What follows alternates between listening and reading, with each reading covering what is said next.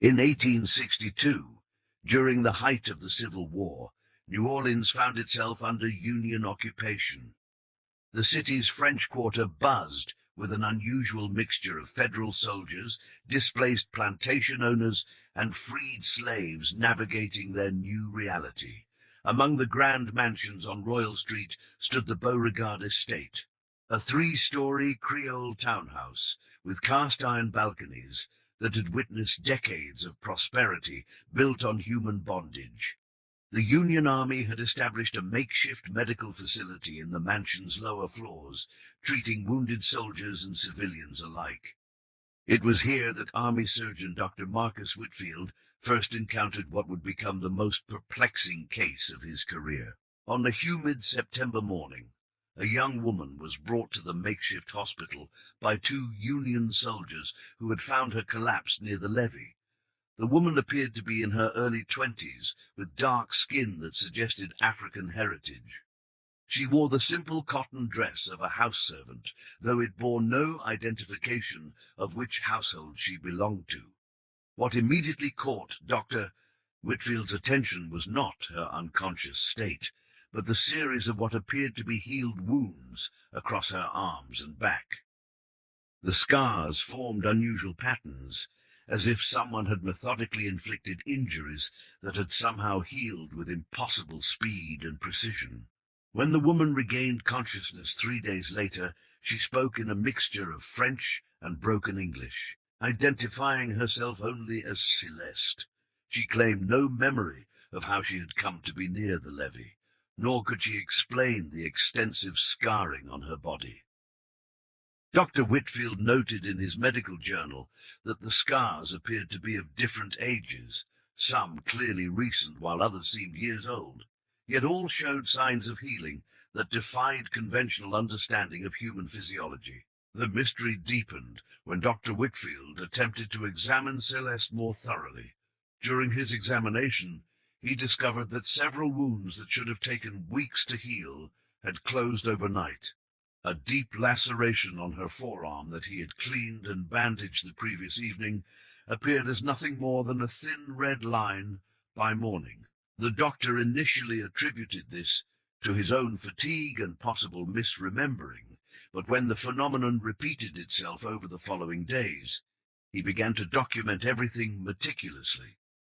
Before the war had disrupted the social order of New Orleans, Celeste's daily existence had been governed by the rigid hierarchy of plantation life. According to fragmentary records discovered years later in the estate's archives, she had been born on the Treme plantation, approximately 15 miles upriver from the city.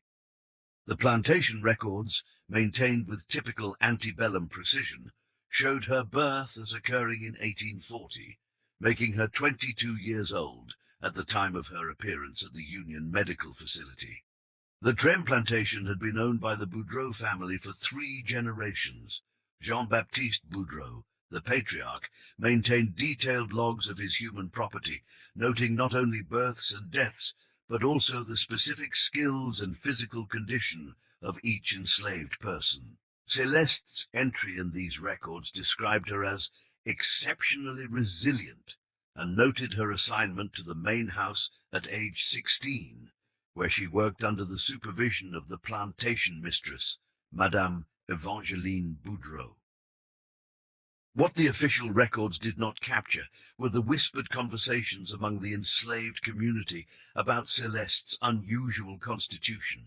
Elderly slaves spoke in hushed tones about how injuries that would leave others bedridden seemed to affect her only briefly.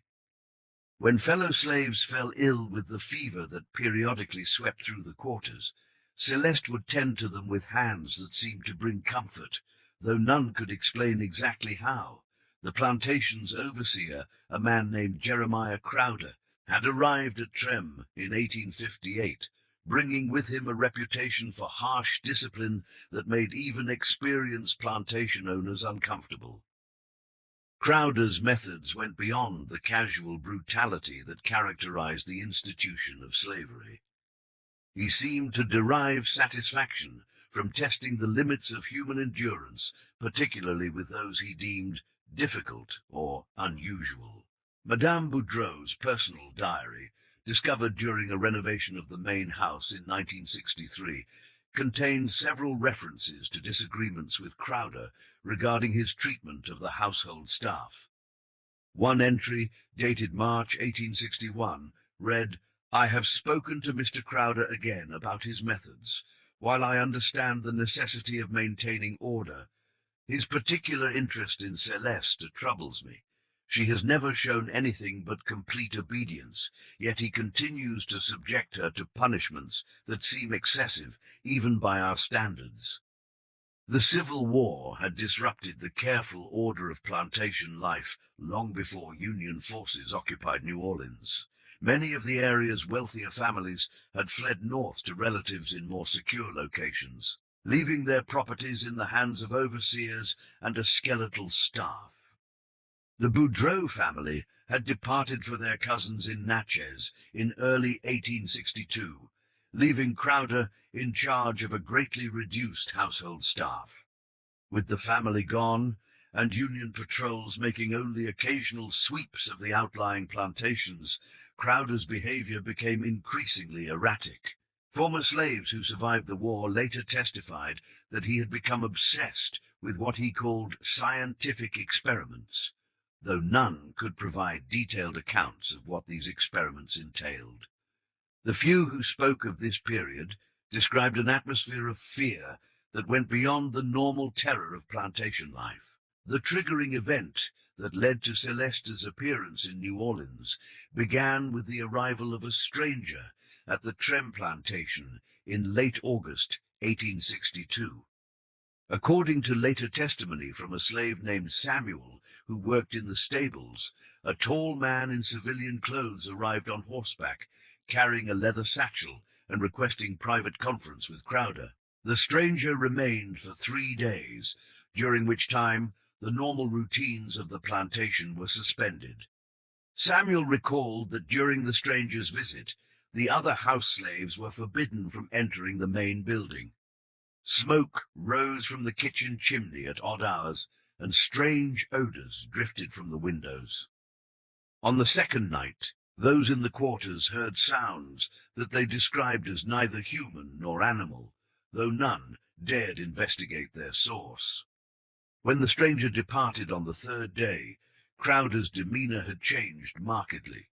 He appeared agitated and began making preparations that suggested an imminent departure from the plantation. The remaining slaves were gathered and informed that they would be relocated to other properties, though no specifics were provided.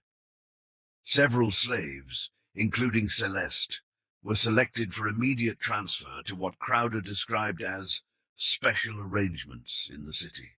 The journey from the plantation to New Orleans typically took the better part of a day by wagon, but the group traveling with Crowder made several unexplained stops. Samuel, who had been selected as the driver, later recalled that they stopped at an abandoned sugar mill approximately halfway to the city. Crowder and 2 other men who had joined their party disappeared inside the ruins for several hours, while the slaves waited in the wagon under guard. When the group emerged from the mill, Celeste was no longer with them. Crowder told the remaining slaves that she had been transferred to other arrangements and warned them against discussing her absence. The rest of the journey to New Orleans proceeded without incident, and Samuel was sold at the slave market the following day. He would not see Celeste again until after the war, when both had become part of the city's freed population. The community of New Orleans had developed its own methods of explaining events that defied conventional understanding. In a city where French Catholic traditions mixed with African spiritual practices and growing Protestant influence, unusual occurrences were often attributed to divine intervention, supernatural influence, or simple misunderstanding. When news of the strange case at the Union Medical Facility began to circulate, the initial reaction was to fit it into familiar categories. Dr. Whitfield found himself caught between his scientific training and observations that challenged everything he understood about human physiology. His medical journal from this period reflects a growing frustration with his inability to document and explain what he was witnessing. Each day brought new evidence that Celeste's healing abilities operated according to principles that existed outside conventional medical knowledge. The other medical staff at the facility initially attributed Dr. Whitfield's reports to the strain of treating wounded soldiers under difficult conditions. Army medicine during the Civil War operated under constant pressure, with limited supplies and overwhelming casualties. Misdiagnosis and confused documentation were common enough that unusual cases were often dismissed as clerical errors or physician fatigue. However, when Celeste began assisting with the care of wounded soldiers, her abilities became impossible to ignore. Soldiers who had been expected to die from their wounds showed remarkable improvement after she attended to them. Men with infected wounds that should have required amputation found their injuries healing cleanly. The medical staff began to notice that mortality rates in the ward, where Celeste worked, dropped significantly compared to other areas of the facility. Word of the unusual healing began to spread beyond the confines of the medical facility. In a city under military occupation, where normal social structures had been disrupted, stories of miraculous recovery carried particular significance. Union soldiers wrote letters to their families describing a colored woman whose touch seemed to bring healing. Confederate sympathizers whispered that divine providence was working through unlikely instruments to preserve Southern lives. The passage of time revealed the full scope of what had transpired at the Trem plantation and the subsequent events that led to Celeste's appearance in New Orleans. As weeks passed and more soldiers experienced the inexplicable healing, Dr. Whitfield began to receive visitors who claimed knowledge of Celeste's background and the source of her abilities. The first such visitor was Father Antonin Rousseau, a Catholic priest who ministered to the city's French-speaking population. Father Rousseau brought with him a leather-bound journal that had belonged to his predecessor, Father Mathieu Landry, who had served the plantation communities upriver before his death in 1861. The journal contained extensive notes about what Father Landry had termed unusual spiritual manifestations among the enslaved population. Father Landry's journal described several cases of what he called miraculous healing among slaves, though he expressed confusion about whether these phenomena represented divine blessing or something more troubling. One entry, dated November 1860, specifically mentioned Celeste by name. The young woman continues to demonstrate healing that defies explanation. When I questioned her about the source of this ability, she spoke of dreams in which she walked through fields of light, though she cannot remember these dreams upon waking. The journal also contained detailed observations about the relationship between Celeste's healing abilities and her emotional state. Father Landry noted that her powers seemed strongest when she was caring for others who were suffering, but diminished when she herself was under stress or pain. This observation would prove crucial to understanding the events that led to her disappearance from the plantation and subsequent appearance in the city. More disturbing were Father Landry's notes about Overseer Crowder's growing interest in Celeste's abilities. The priest had visited the plantation regularly to minister to the enslaved population, and he documented his increasing concern about Crowder's treatment of those under his supervision. One entry from December 1860 read, "I have spoken with Madame Boudreau about Mr. Crowder's methods. His particular attention to Celeste troubles me greatly. He seems to view her not as a human soul in need of Christian care, but as a subject for examination." The journal's final entries, written in early 1861, revealed Father Landry's growing conviction that supernatural forces were at work on the plantation. However, his perspective on these forces had begun to shift from viewing them as divine blessing to something more ambiguous. "I begin to wonder," he wrote, "whether what we witness in Celeste represents the presence of the sacred, or whether we are seeing something that exists beyond our understanding of good and evil." From Celeste's perspective, the events that led to her presence in New Orleans began not with the stranger's arrival at the plantation, but with dreams that had haunted her since childhood. Though she could not articulate these experiences clearly, fragments of her memories revealed a consciousness that existed partially outside normal human experience. She spoke of walking through places that seemed familiar, yet impossible, of conversations with people whose faces she could not remember upon waking. The healing abilities that others found so remarkable felt natural to Celeste, though she could not explain their source or mechanism. When asked by Dr. Whitfield to describe how she knew where to place her hands or what thoughts accompanied her healing work, she could only say that she followed sensations that had no names. Her hands seemed to know where pain resided in others' bodies, and her touch carried an energy that she herself did not fully understand. The period of Crowder's increased attention had been a time of particular confusion for Celeste. The overseer had begun requesting her presence for what he called examinations that went far beyond anything she had previously experienced. These sessions, conducted in a room in the plantation's cellar that had been converted for Crowder's use, involved procedures that seemed designed to test the limits of her healing abilities. Crowder would inflict carefully controlled injuries and observe their healing process, documenting the time required for different types of wounds to close. He tested whether her abilities could be enhanced or diminished through various means, including extended periods without food or water, exposure to extreme temperatures, and forced consciousness during extended periods. The cellar room contained equipment that seemed designed for precise measurement and observation, though much of it appeared to be of unusual design. During these sessions, Celeste began to experience changes in her consciousness that went beyond the healing abilities she had always possessed. She found herself aware of sensations and experiences that belonged to others, as if the boundaries between her own consciousness and that of those around her were becoming permeable.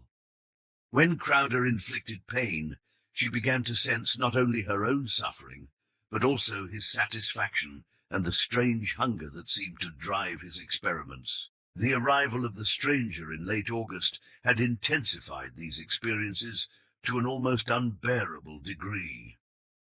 During the 3 days of his visit, Celeste found herself in a state of consciousness that seemed to exist outside normal time and space. The stranger and Crowder conducted sessions that lasted for hours, during which Celeste experienced sensations and awareness that she could not later describe coherently. She recalled feeling as though she were simultaneously in her own body and observing from outside it, aware of conversations and events occurring in multiple locations. During the final session, something fundamental had changed. The boundaries between her consciousness and the external world seemed to collapse entirely, leaving her aware of every living thing within a radius that extended far beyond the plantation. She could sense the pain of wounded soldiers in distant battles, the suffering of others subjected to similar experiments, and the vast network of human anguish that seemed to connect all conscious beings. Years after the war had ended, Samuel, the former slave who had driven the wagon to New Orleans, provided testimony that helped to clarify what had occurred during the stop at the abandoned sugar mill. Samuel had been working as a freedman in the city when he encountered Dr. Whitfield at a church gathering in 1867. When he learned of the doctor's interest in Celeste's case, he shared information that had been troubling him for years. According to Samuel's account, The sugar mill had not been abandoned when their group arrived in August 1862. Several men were present at the facility, along with equipment that seemed designed for purposes other than sugar processing. The building had been modified with additional rooms and what appeared to be medical or scientific equipment, though much of it was unlike anything Samuel had seen before. Samuel had been ordered to remain with the wagon, while Crowder and his companions entered the mill with Celeste, but the thin walls of the old building allowed him to hear much of what transpired inside. He described hearing conversations about maintaining the connection and preserving the essential properties that suggested the men were following procedures they had performed before. Most disturbing were the sounds that seemed to come from Celeste herself, described as neither screams nor words, but something that conveyed suffering beyond normal human expression. When the group emerged from the mill several hours later, Celeste appeared to be unconscious. However, Samuel noticed that her breathing seemed different, as if she were in an extremely deep sleep rather than simple unconsciousness. The men discussed arrangements for her continued care, using language that suggested they expected her to remain in this state for an extended period. Rather than continuing to New Orleans with the rest of the group, Celeste was transferred to a smaller wagon that arrived during their stop at the mill. Samuel observed that this wagon was driven by a man dressed as a priest, though something about his appearance troubled Samuel in ways he could not articulate. The priest and Crowder spoke briefly in French before the transfer was completed, after which the smaller wagon departed in a direction that would take it toward New Orleans by a different route. Samuel's testimony helped Dr. Whitfield understand why Celeste had been found near the levee with no memory of her recent experiences. The period between her departure from the sugar mill and her discovery by Union soldiers represented several days that remained completely absent from her consciousness. During this time, she had apparently been in the care of individuals whose identity and purposes remained mysterious. The investigation into Celeste's background had attracted attention from sources that Dr. Whitfield had not anticipated. In early November 1862, he received a visit from a man identifying himself as Professor Edmund Hartley, who claimed to be conducting research for the Union Army's Medical Corps. Hartley presented credentials that appeared authentic, though something about his manner suggested interests that went beyond conventional medical research. Professor Hartley brought with him documentation that placed Celeste's abilities within a broader context of similar cases that had been observed in various locations throughout the South. His files contained records of other individuals who had demonstrated healing abilities that defied conventional explanation, though most of these cases had ended in ways that Professor Hartley described as unfortunate, without providing specific details. According to Hartley's research, the phenomena associated with healing abilities like Celeste's tended to follow predictable patterns. The abilities typically manifested during periods of extreme stress or suffering, often in individuals who had been subjected to prolonged physical or emotional trauma. However, the abilities also seemed to require specific conditions to remain stable, and individuals who possessed them were vulnerable to what Hartley termed destabilization, if not properly managed. Hartley's documentation included detailed observations from cases in Virginia, South Carolina, and Mississippi, where individuals with similar abilities had been studied under controlled conditions. In each case, the subjects had eventually lost their abilities, often accompanied by complete mental collapse or death. The files suggested that the healing abilities represented a form of consciousness that existed at the edge of human psychological endurance. Most troubling was Hartley's assertion that the abilities were not random phenomena, but could be artificially induced through specific procedures. His research indicated that certain combinations of physical trauma, psychological manipulation, and what he termed consciousness expansion techniques could produce healing abilities in individuals who met particular criteria. However, the process was extremely dangerous and had a high failure rate. Dr. Whitfield found himself caught between his scientific curiosity and growing concern for Celeste's safety.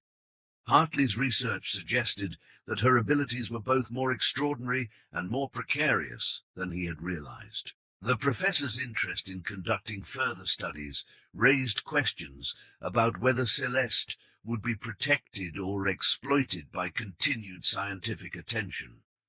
The truth about the sugar mill and the network of individuals who had taken interest in cases like Celeste's began to emerge through sources that Dr. Whitfield could never have anticipated.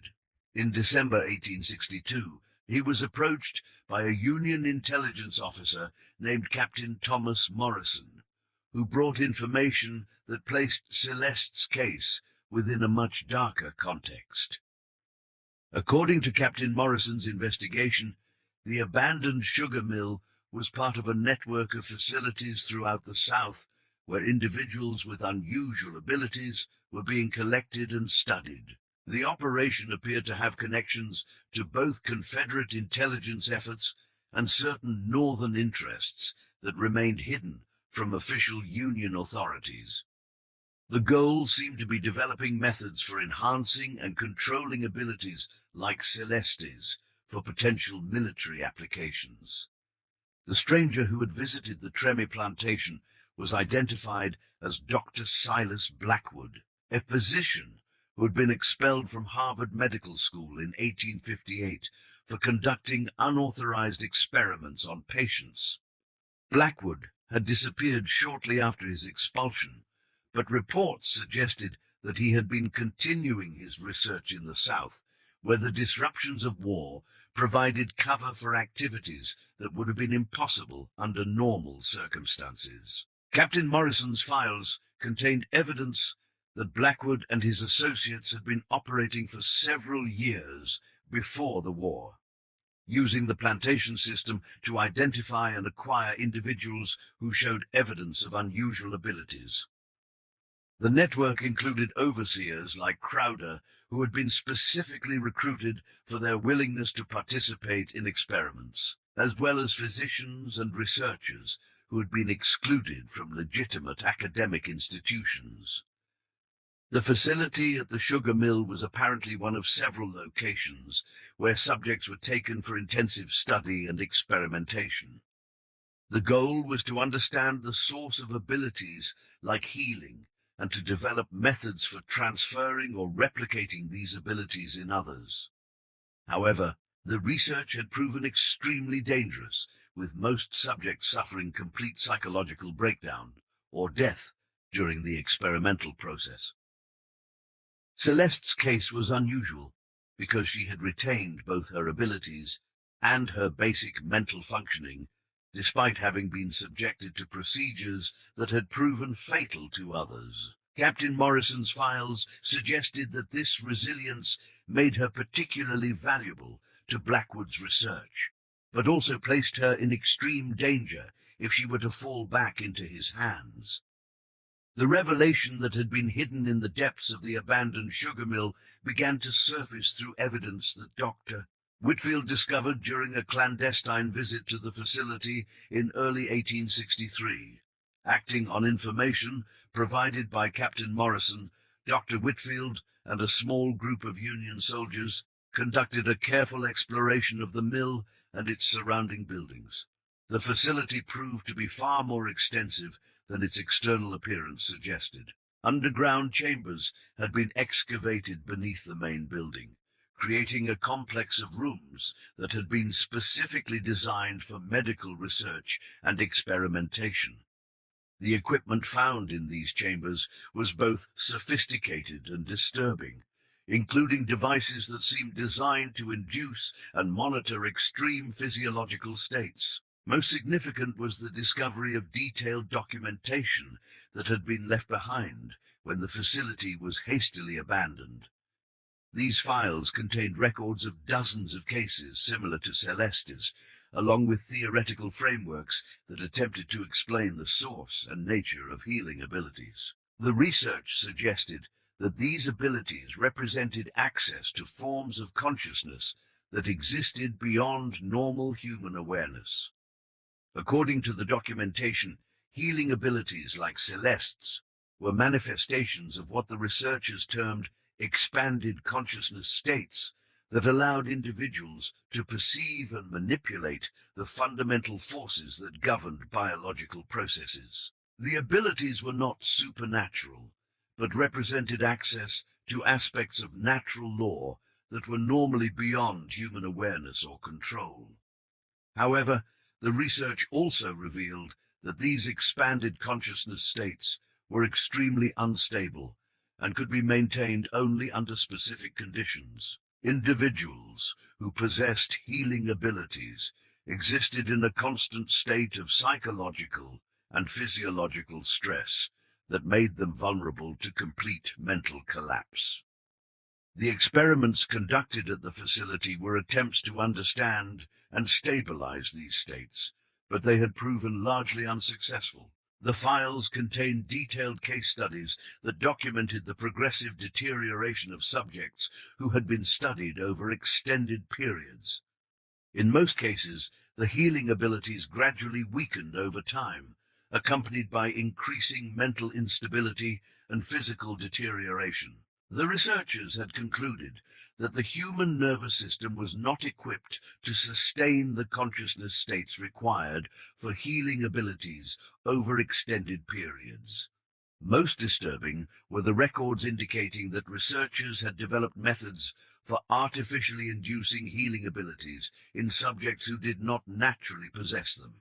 These procedures involved systematic psychological and physical trauma designed to break down normal consciousness barriers and force access to expanded awareness states.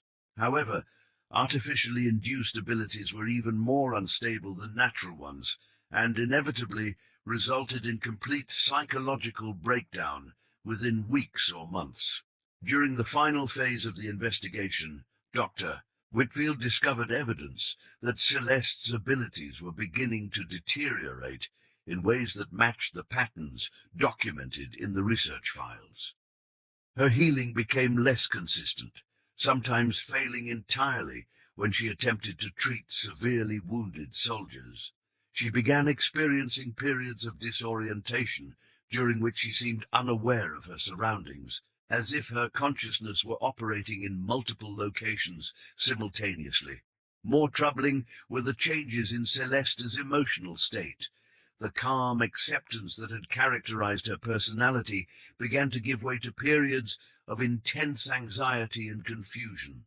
She spoke of dreams in which she experienced the suffering of everyone she had ever healed, as if their pain had become permanently connected to her own consciousness.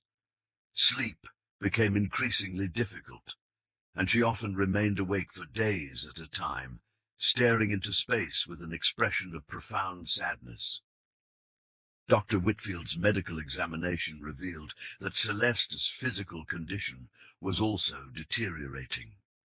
Despite her remarkable healing abilities, her own body showed signs of accelerated aging and chronic exhaustion.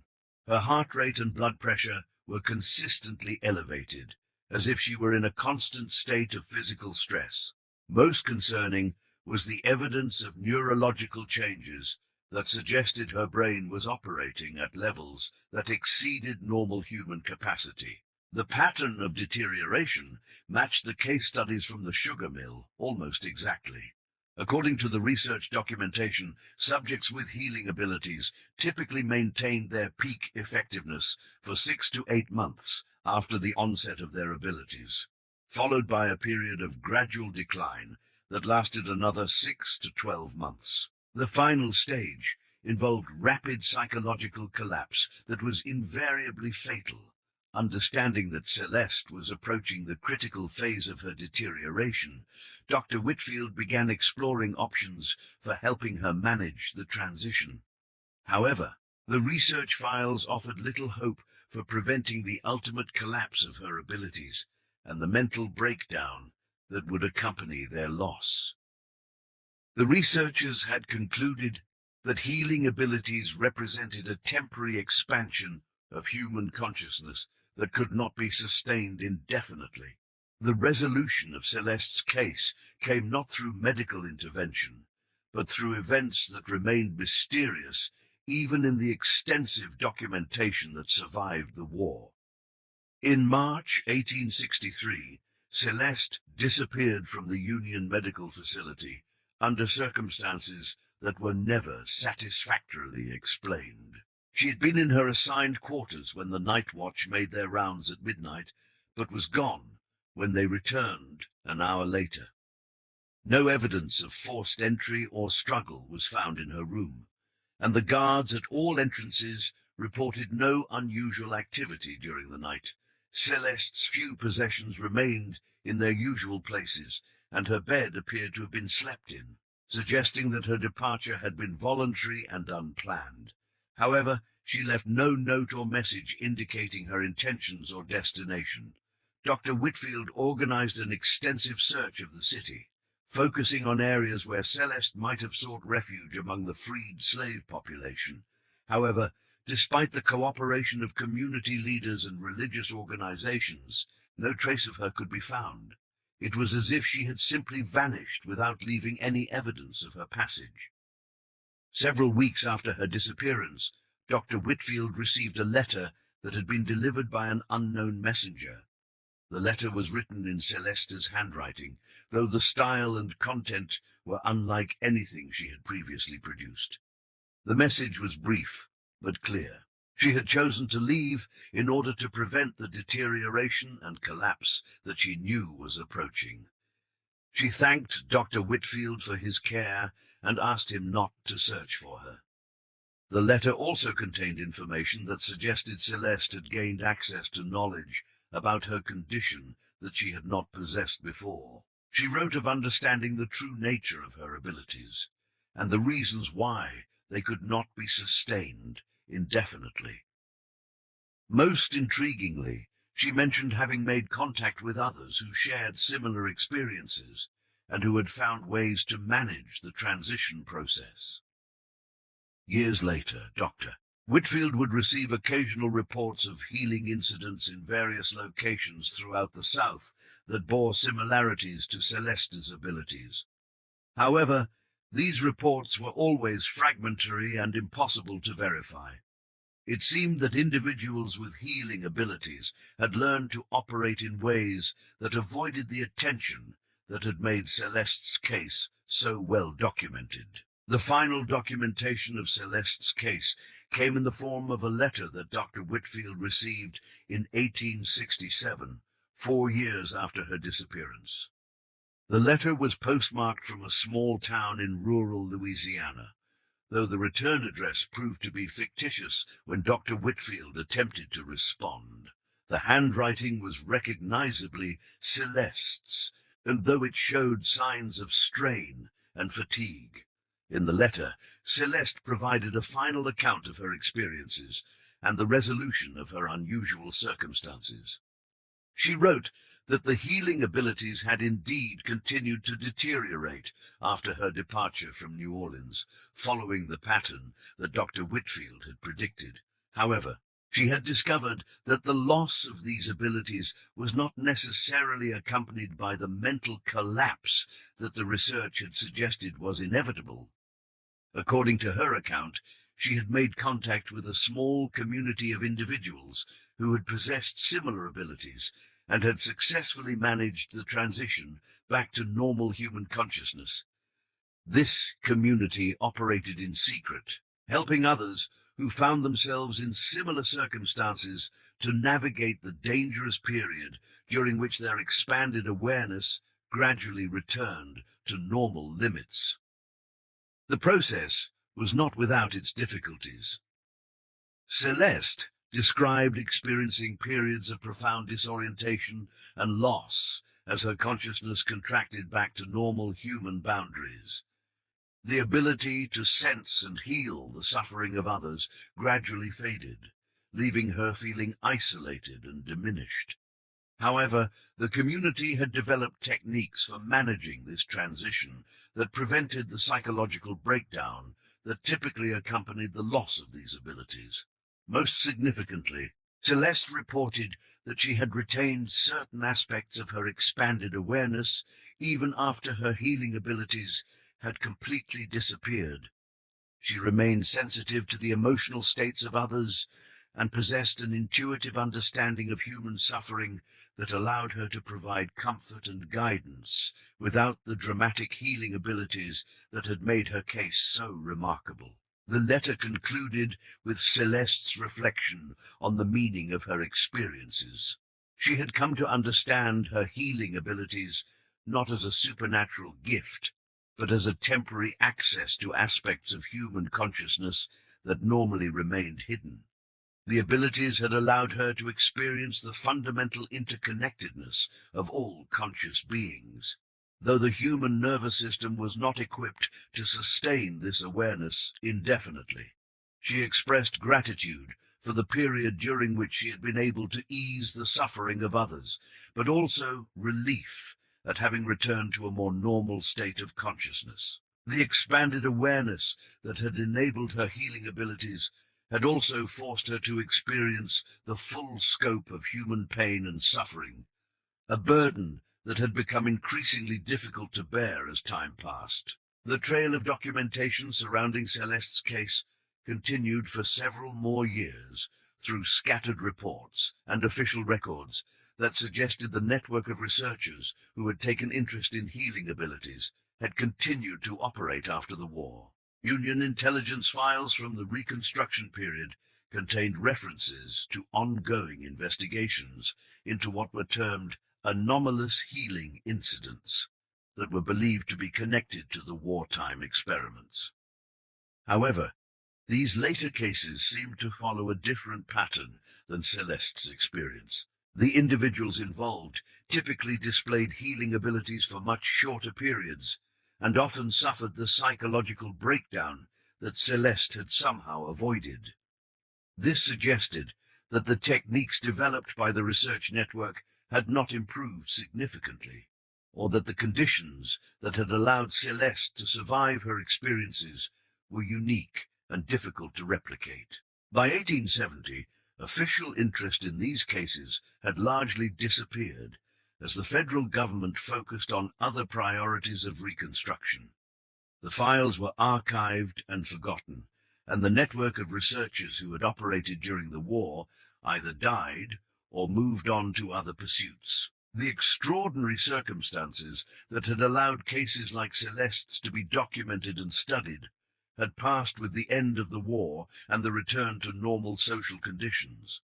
Dr. Whitfield continued his medical practice in New Orleans until his death in 1885, but he never again encountered cases that approached the extraordinary nature of Celeste's healing abilities. His detailed documentation of her case became part of the medical archives of the city, where it remained filed and largely unnoticed for decades. The circumstances that had made such cases possible seem to have been unique to the disrupted social conditions of the Civil War period.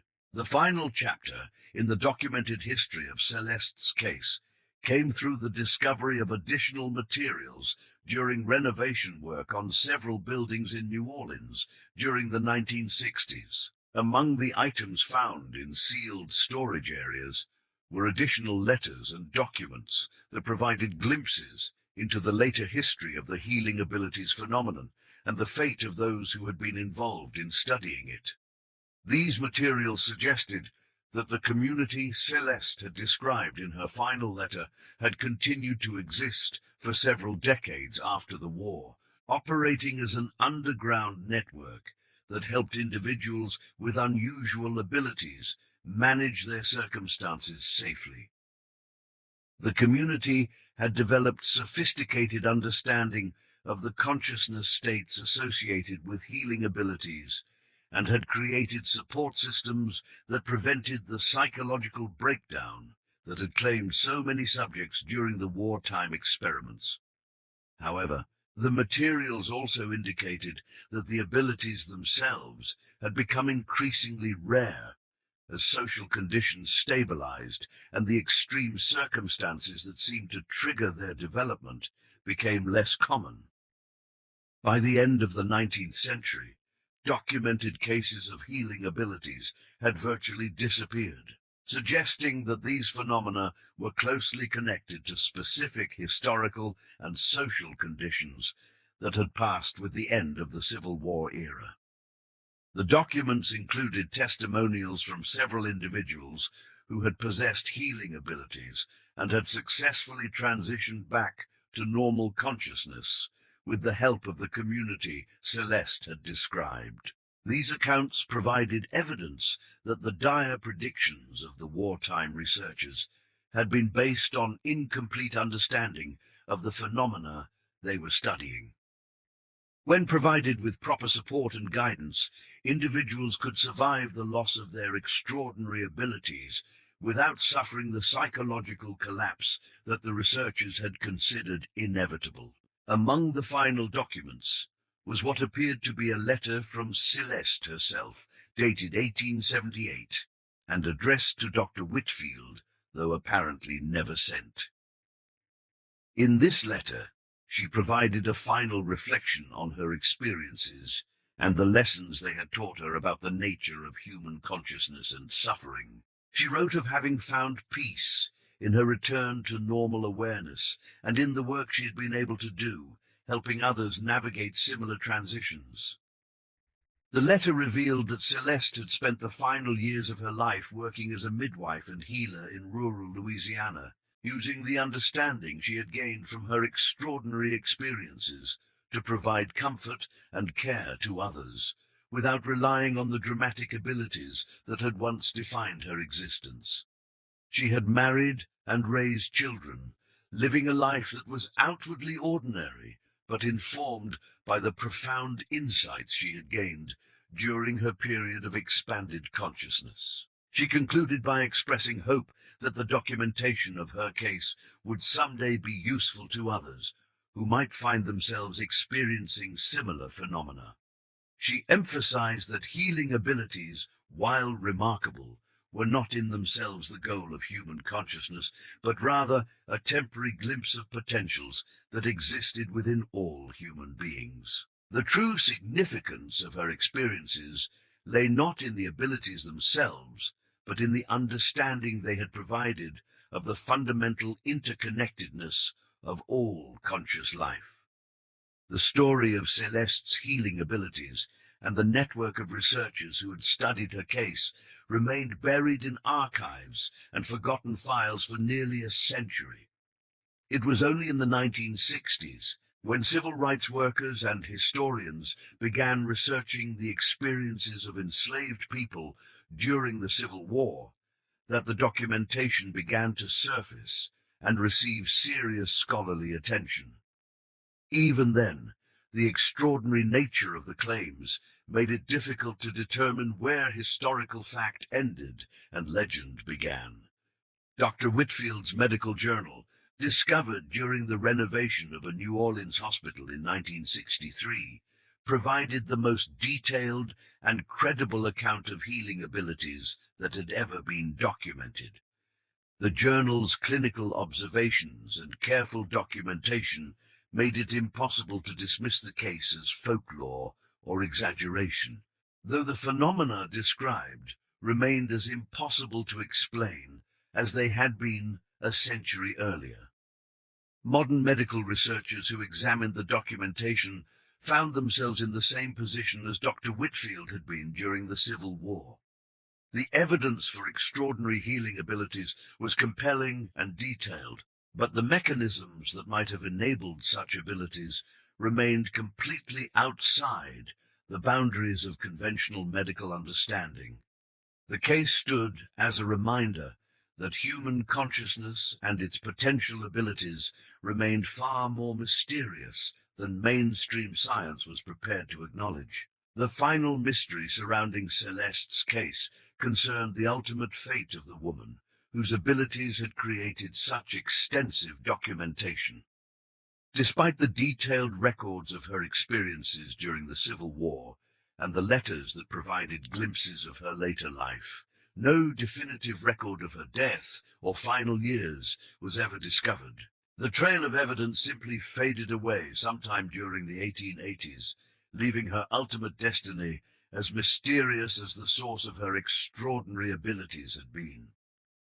Some historians suggested that this absence of final documentation was itself significant, reflecting the degree to which Celeste and others like her had learned to live outside the boundaries of official record-keeping. Having experienced the dangers of attracting attention for their unusual abilities, they had apparently developed sophisticated methods for maintaining privacy and avoiding the documentation that had made Celeste's wartime case so thoroughly recorded. Yet the mystery persisted, leaving later researchers to wonder whether individuals with healing abilities continued to exist in modern times, operating with the same careful secrecy that had characterized the community Celeste had described in her letters. The possibility remained that the phenomena documented during the Civil War had not disappeared, but had simply learned to avoid the attention that had made their earlier existence so well documented. Today, the archived materials related to Celeste's case remain filed in various historical collections throughout the South, available to researchers but largely unknown to the general public. The documentation stands as testimony to possibilities within human consciousness that mainstream understanding has yet to acknowledge or explain. Whether such abilities still exist, hidden within communities that have learned to protect their secrets, remains one of the enduring mysteries of human potential. The sound that still echoes through the empty rooms of the Beauregard mansion, now a museum in New Orleans' French Quarter, is not the echo of healing hands or miraculous recovery. It is the quieter sound of human suffering, transformed not through impossible abilities, but through the simple recognition of our fundamental connection to one another. In rooms where once the impossible seemed routine, visitors occasionally report a sense of profound peace that has no obvious source, as if the building itself retained some memory of the extraordinary compassion that had once operated within its walls. Perhaps the true mystery of Celeste's story lies not in the healing abilities that made her case so remarkable, but in the possibility that the consciousness she accessed during her brief period of expanded awareness represents a potential that exists within all human beings. The extraordinary circumstances of the Civil War may have created conditions that allowed this potential to manifest in dramatic ways, but the fundamental capacity for healing, both physical and emotional, through deep recognition of our shared humanity, remains available to anyone willing to bear witness to the suffering of others. The archives remain open to those who seek them, filled with testimony to possibilities that conventional understanding continues to reject. Yet the questions raised by Celeste's case persist, challenging our assumptions about the limits of human consciousness and the nature of healing itself. In a world where the impossible occasionally proves to be merely improbable, the story of a slave girl whose touch could heal stands as a reminder that the boundaries of human potential may be far more fluid than we dare to imagine.